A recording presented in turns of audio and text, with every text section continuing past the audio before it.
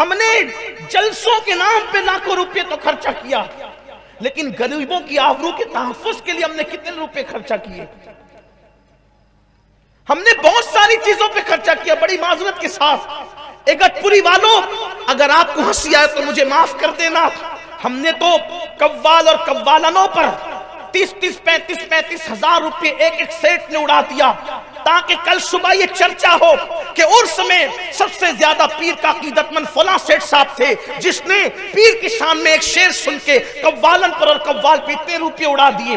واللہ ہم خانقاہی سما کے کبھی مخالف نہیں رہے ہیں، ہم خانقاہی سما کے قائل ہیں، اس کے دلائل پر ہمارا عقیدہ ہے، لیکن یہ مزارات پر، مزارات اولیاء پر معاذ اللہ ثم معاذ اللہ قوال اور قوالن کا مقابلہ کرانا، نچوانا، ناچنا، چادروں کو جو ہے وہ معاذ اللہ ناچتے ناچتے ڈی جے بجا بجا کر کے مزارات پر لے کر کے جانا، اور ایک ایک چادر 70,000 روپے کی، ایک چادر 1 لاکھ روپے کی، ایک چادر 2 لاکھ روپے کی. آپ جانتے ہو اسلام کی فکر کیا ہے، اس سنیت کا مزاج کیا ہے؟ نادان جو 1 لاکھ روپے کی چادر تو کسی مزار پر اپنے پیر کی مزار پہ ڈالنے کے لیے لے کر کے جا رہا ہے، وہ 1 لاکھ روپے کی چادریں اگر تو خرید کر کے کسی غریب اور بیوہ کے سر پہ ڈال دے گا تو صاحب مزار اس چادر سے جتنا خوش ہوتے ہیں اس سے زیادہ ان غریبوں کی مدد پر خوش ہوں گے. لیکن آج ہم یہ سب کرنے کے لیے تیار نہیں ہیں. کسی بیمار کا علاج کرا دو،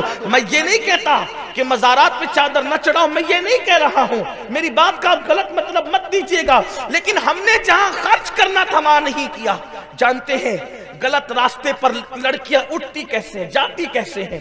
آج دولت مندوں کی خیریت پوچھی جا رہی ہے، شادیوں میں ولیموں میں دولت مندوں کو پوچھا جا رہا ہے. میں دولت مندوں سے کوئی نفرت نہیں رکھتا، بلکہ دولت مند ہمارے سماج کی ضرورت ہے. میں دولت مندوں سے نفرت کیسے رکھ سکتا ہوں جبکہ ہمارے مذہب میں دولت مندوں میں سیدنا صدیق اکبر ہے، سیدنا فاروق اعظم ہے، سرکار غوث اعظم، یہ سب دولت مند لوگ، امام اعظم ہے. ہم دولت مندوں سے کوئی نفرت نہیں رکھتے، لیکن حضور علیہ السلام نے فرمایا دولت مندوں کو سبھی بلاتے ہیں ہر جگہ، غریبوں کو بھی پوچھو.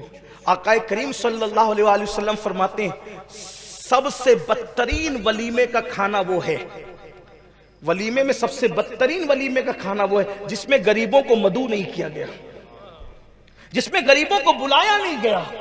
لیکن آپ دیکھیں شادیاں منہ دیکھ کر، میتیں منہ دیکھ کر، جنازے منہ دیکھ کر، گفتگو منہ دیکھ کر، اسلام کہاں ہے، انسانیت کہاں ہے؟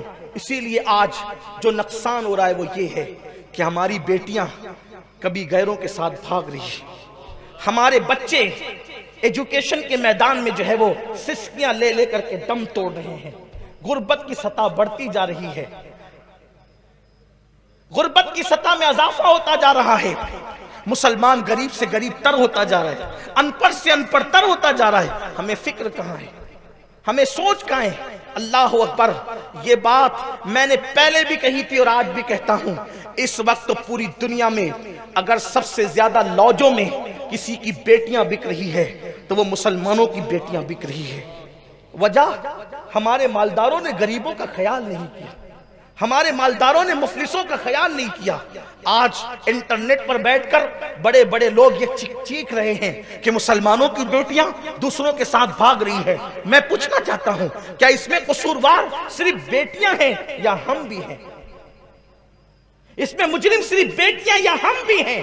یقیناً ہم ہیں، اور سب سے زیادہ ہم ہیں، اس لیے کہ کوئی انسان یوں ہی غلط قدم نہیں اٹھاتا. کبھی کبھی پیٹ کی آگ اس کو غلط قدم اٹھانے پہ مجبور کرتی ہے، کبھی کبھی غربت انسان کو غلط راستے پہ جانے پہ مجبور کرتی ہے. کیا اللہ کے حبیب علیہ الصلوۃ والتسلیم نے یہ نہیں فرمایا کہ لوگوں اپنی تجوری کا مال نکال کر مارکیٹ میں لگاؤ؟ امام سفیان ثوری نے اس کو بیان فرمایا، اپنی تجوری کا مال نکال کر مارکیٹ میں لگاؤ، کیونکہ غربت کبھی کبھی انسان کو کفر تک پہنچاتی ہے. جب غربت انسان کو کفر تک پہنچاتی ہے تو کیا غربت انسان کو آبرو لٹانے کے لیے لاش تک نہیں پہنچا سکتی؟ کسی کے ہاتھ میں ہاتھ دینے پہ مجبور نہیں کر سکتی؟